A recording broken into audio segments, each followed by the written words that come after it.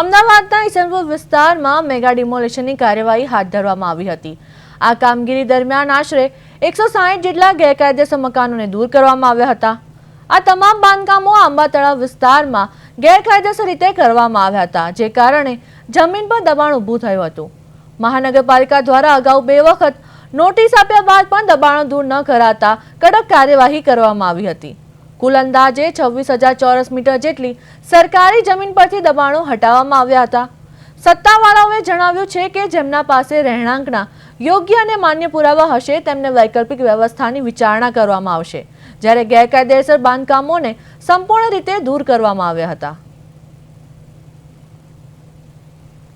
160 જેટલા મકાન હતા, 26,000 ચોરસ મીટર પ્લોટ છે અને 26,000 ચોરસ મીટરની અંદર આ 160 પરિવારો રહેતા હતા। એમને 2 વખત નોટિસ આપેલી છે અગાઉ પણ, અને આજે ડિમોલિશનની કાર્યવાહી જે કરી એની અંદર જે કોઈ વ્યક્તિના પોતાની સાથે પુરાવા છે અને પુરાવા લઈને રજૂ કરશે તો એમને માનવતાની દ્રષ્ટિએ અમારો હાઉસિંગ બોર્ડ જે વિભાગ છે, હાઉસિંગનો જે વિભાગ ચાલે છે એની અંદર માનવતાના ધોરણે એનું મકાન ફાળવી શકાતા હશે તો ફાળવીશું।